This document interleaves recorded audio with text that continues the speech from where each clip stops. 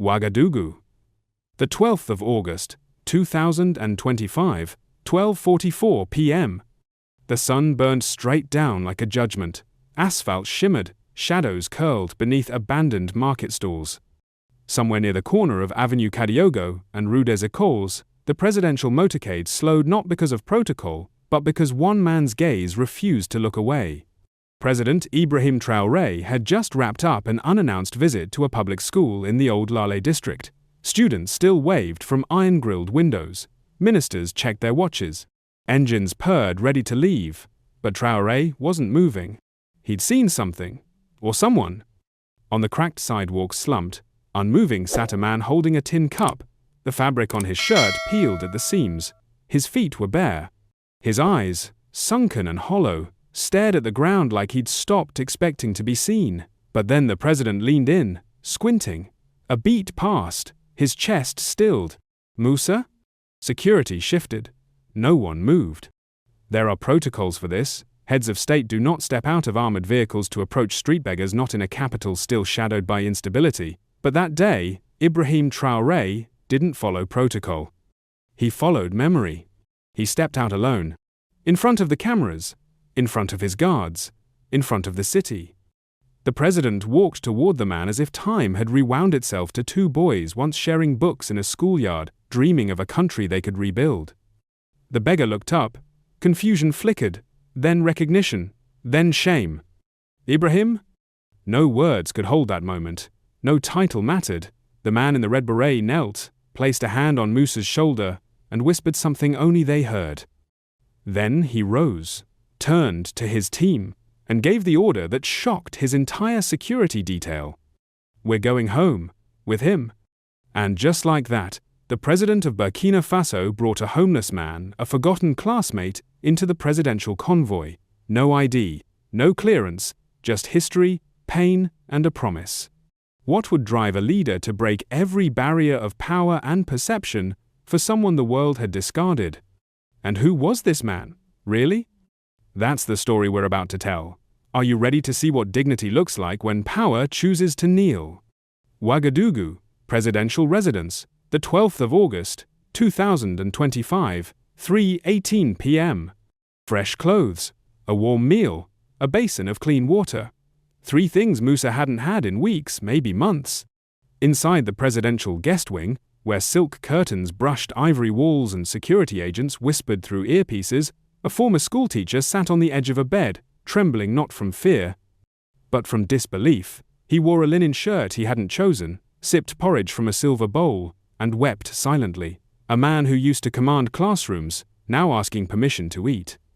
Musa, once the respected headmaster of a primary school in Bobo Dioulasso, a man who used to grade exams, speak at graduation ceremonies, and walk home to a wife and garden of bougainvilleas.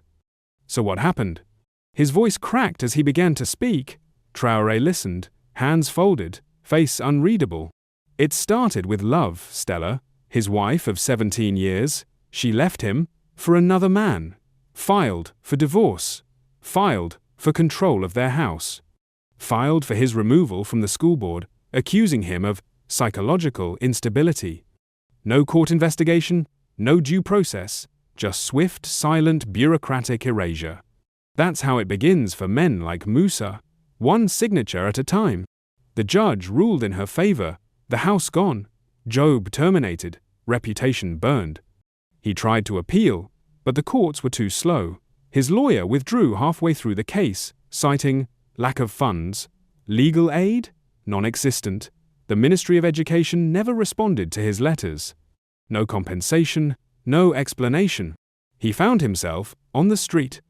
For 2 years, Musa survived on scraps, slept behind mosques, was chased away by guards, begged in silence, hoped the world might stop long enough to look him in the eye again.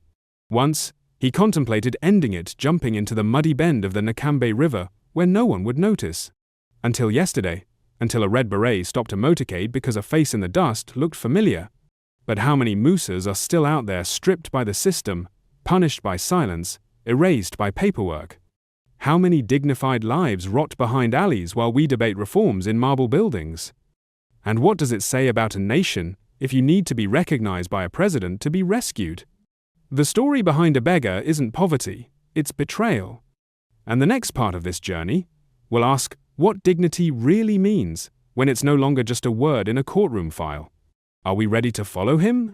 Ouagadougou, Presidential Medical Suite, August 13, 2025, 9:07 a.m. They started with the feet. Cracked soles, infected blisters, toenails curled from months without shoes. A nurse in white gloves whispered to her colleague, "Diabetic ulcers, early stage." Another brought clippers, antiseptic, clean towels. Musa didn't resist.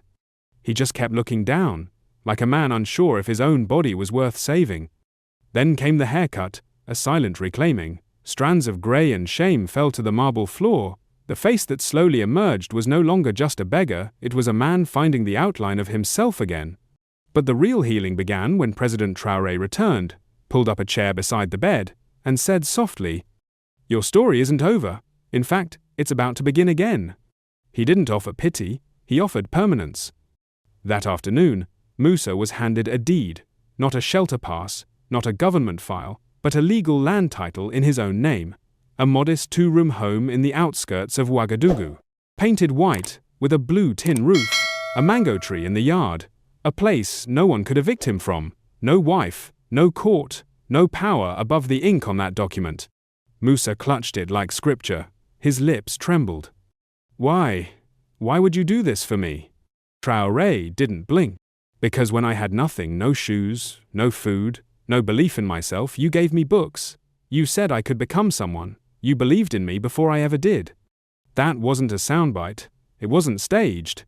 It was a memory, one that shaped a presidency. And that moment? It wasn't charity. It was justice, retroactive and personal estate, correcting a debt it never officially acknowledged. But how many debts like this still go unpaid? How many men walk barefoot across dusty roads with wisdom in their heads, and no home to sleep in, simply because bureaucracy forgets the value of a life that once gave? This was more than a house. It was the first brick in rebuilding a man's identity, and perhaps, a nation's conscience. So what happens when dignity is no longer a slogan, but a key in someone's hand? And what will Musa do with this second chance? The shutters rolled open with a soft metallic click. Inside, shelves gleamed under filtered sunlight lined not with luxury, but with legacy. Books, pencils, notebooks, chalk. And in the middle of it all stood a man once forgotten by his city, now greeted once more with the title he thought he'd lost forever, Monsieur le Directeur. Musa. Just days after regaining his dignity and home, Ibrahim Traoré gave him something deeper, a second calling. Not pity, not placement, but trust. A small bookstore, just walking distance from a local school, modest on the outside, but inside, a sanctuary of pages, sharpeners, and quiet redemption, owned by Musa. Stocked by the presidency, registered under his name, protected under the law. But this wasn't just commerce, it became a classroom. Students began staying after school not because they had to, but because they wanted to. Musa would guide them through math problems, explain history, help them read out loud without shame. The bookstore became a hub, a light. Soon, people started calling him Thay Musa again. Neighbors nodded, vendors greeted him with respect. And one afternoon, a teacher asked him to substitute not because he was poor, but because he was needed. From begging on a sidewalk to mentoring the youth of a nation all within weeks. What if every man's society cast aside was given not just food, but function? And what does it say about leadership when restoring one life restores an entire corner of the community? If redemption had a storefront, would we recognize it? And would we dare to enter? The knock came just before sunset. Not loud, not urgent, just enough to make Musa pause mid-sentence as he shelved a box of notebooks behind the counter. The bookstore had closed for the day. The courtyard light flickered. He opened the door and time folded in on itself. Stella. The woman who once stood beside him in wedding photos, the woman who signed the court papers that took his house, his job, and almost his will to live, she looked nothing like the courtroom version of herself. Her blouse was torn, eyes swollen, her suitcase barely zipped, silence stretched between them. Then, softly, almost pleading, she spoke. "I have nowhere else to go." It wasn't a demand, It was a confession. Life had turned on her too. The man she left with had abandoned her. The money was gone. Friends disappeared. Now she stood before the man she once destroyed, asking not for forgiveness, but for shelter. Musa didn't shout. He didn't slam the door. He simply stepped back, breathed in, and said, "I forgave you, a long time ago." That's how the Musa Foundation was born. No billboards, no politicians cutting ribbons, just a quiet announcement one morning: "We're opening doors for men who've fallen through the cracks." And doors did open, literally. A borrowed storage room in the back of the bookstore became the first office. The sign was hand-painted. The mission was clear: support, retrain, rebuild.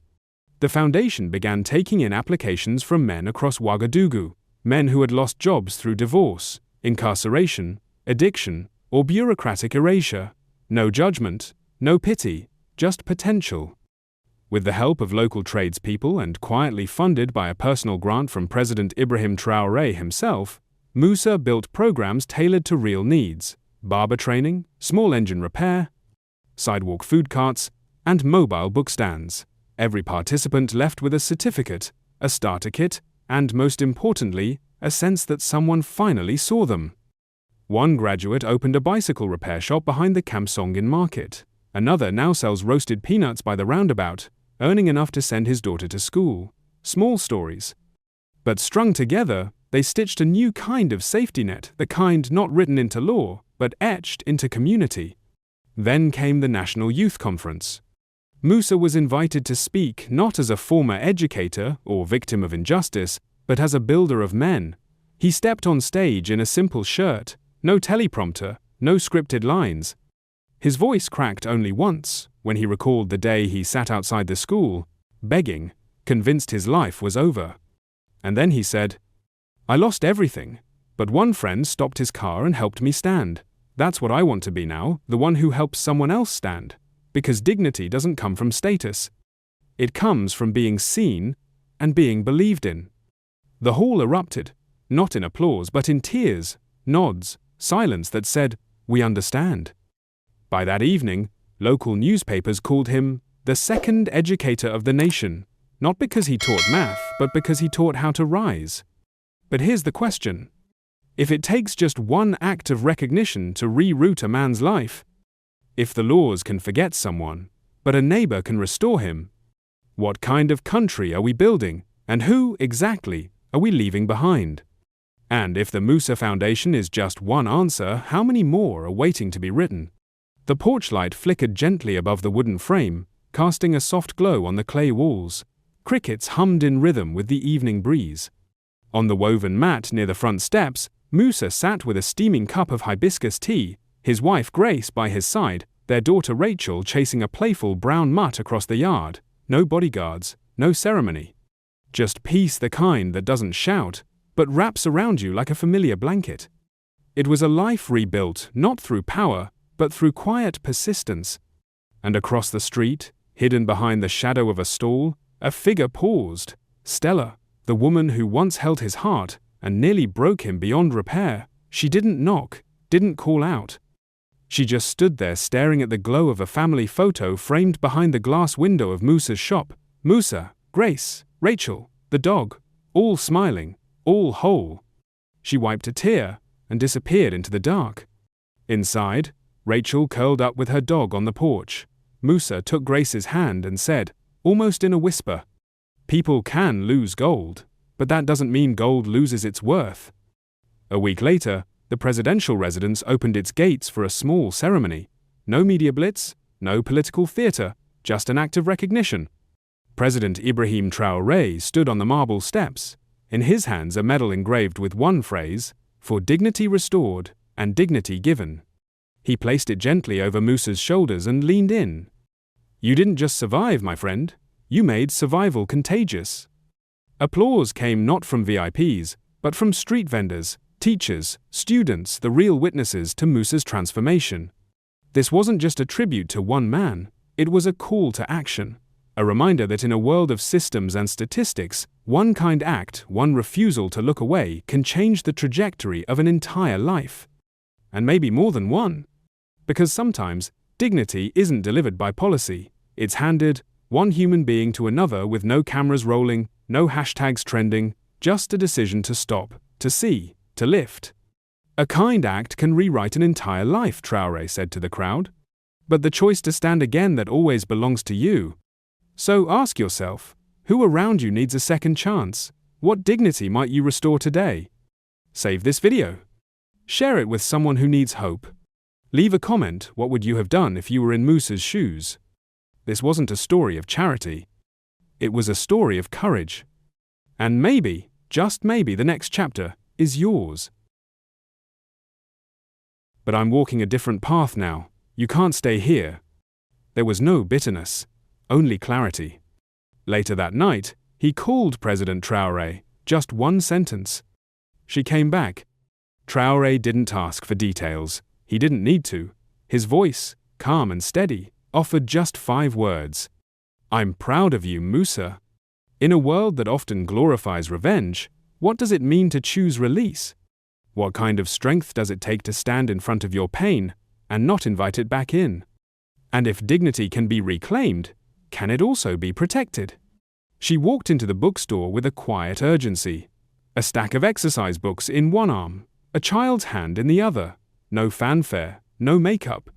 Just Grace, the kind that doesn't demand attention but gently holds it. Her name was Grace, a primary school teacher from the neighboring Lycée de Jeunes Filles in southern Ouagadougou, a widow. A single mother raising her daughter Rachel since her husband's sudden death in a motorbike accident 2 years ago.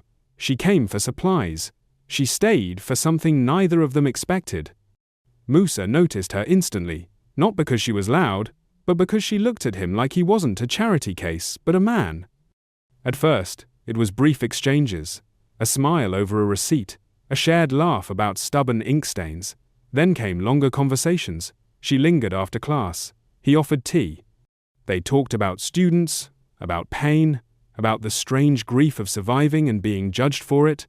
Rachel, barely 6, would draw pictures in the reading corner while they spoke. One day she handed Musa a scribble with 3 stick figures holding hands.